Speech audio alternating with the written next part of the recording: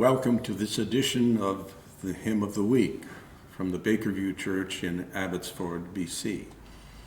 My name is Henry Heidebrecht, pastor of Senior Ministries. Our lead pastor, Carrie Dick, is on vacation. Our musicians today are Ruth Thiessen and Karen Lenzmann. Each week we have a passage of the week. This week it is Psalm 73, verses 23 to 26. Yet I am always with you. You hold me by my right hand. You guide me with your counsel, and afterward you will take me into glory.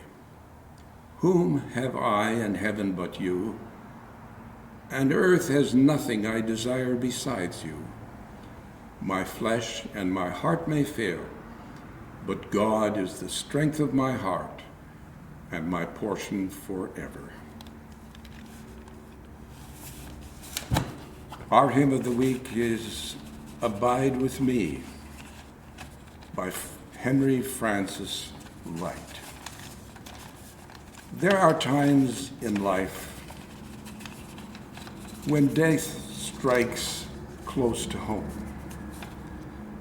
In 1623, the poet John Donne, during the typhoid epidemic, experienced a near-fatal illness. It was during this time that he wrote a series of meditations on the theme of death, which included these famous words: "Any man's death diminishes me because I am involved in mankind, and therefore never send to know for whom the bell tolls. It tolls for thee." Psalm 91, verse 12, the writer provides spiritual counsel in the form of a prayer. He prayed, "Teach us to number our days aright, that we may gain a heart of wisdom." Our hymn of the week is an expression of such wisdom. Henry Lyte was born in 1793 to Thomas and Anne Lyte. His father deserted his family, went to London to join the military. His mother and younger brother followed, but soon thereafter died. And at the age of 9 years old, Henry effectively was an orphan. His father had enrolled Henry in a boarding school where the headmaster, Dr. Robert Burroughs, recognized his potential and took him in as a son. He paid his fees and often took him to live with them in their home. Henry went on to study at Trinity College in Dublin, where he distinguished himself as an excellent student, a gifted poet, and a skilled flautist, one who played the flute. In 3 successive years, he won the Chancellor's Award for Poetry. At first, he aspired to pursue a career in medicine, but then he changed course, and in 1815 became an Anglican minister. In 1818, Henry experienced a kind of spiritual crisis, following the illness and death of his dear friend and fellow clergyman. He wrote later, "I began to be more seriously about studying my Bible, and I began to preach in a different manner, with more understanding and passion." In 1817, he married Anne Maxwell. She was from a prominent family and 7 years his senior. She was also a keen Methodist.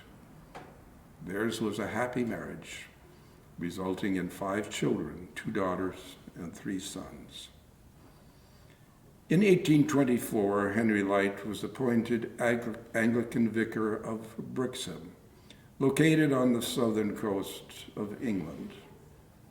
It was a fishing port, and Henry readily identified with the fishermen of the village. He made sure every boat had a Bible, and even prepared a manual of hymns and meditations for use by fishermen on their boats. He was also an advocate for child education and organized a thriving Sunday school in his church. Henry Lyte had experienced poor health throughout his adult life, suffering from debilitating asthma and bronchitis. He tried radical forms of treatments, such as bleeding and unproven medications, but without avail. His only relief came about by leaving the cold, damp winter climate of England for a more favorable climate in southern France and Italy. In 1847, Henry sensed his health was in a state of decline. He had once made preparations to travel to Italy again. Though frail, he insisted on preaching and celebrating communion at his farewell service. And after the service, he entrusted to his family a hymn he had composed, "Abide with Me." He had composed other hymns, such as "Praise My Soul, the King of Heaven," but this was his last. He drew his inspiration from the words of the Emmaus disciple in Luke 24:29, which reads according to the King James Version, "Abide with us, for it is toward evening, and the day is far spent." He wrote this hymn in anticipation of his own death. He departed for Italy in autumn of 1847 and died on his way in a hotel room in Nice, France. Another clergyman was at his side when he died, and he heard him speak his last words. 2 words only: peace, joy. He died November 20th, 1847, at the age of 54, and was buried in an English cemetery in Nice, France.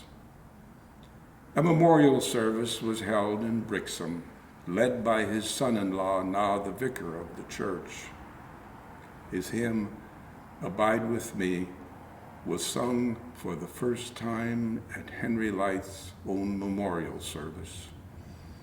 The words of the song remain as he wrote them, but the present tune was composed by Henry Monk, a church organist, who composed a new tune to the words of "Abide with Me" for the funeral service of his own daughter. It is appropriate that the hymn of the week, "Abide with Me," be played for us by Ruth Thiessen at the piano and Karen Lenzmann playing the flute.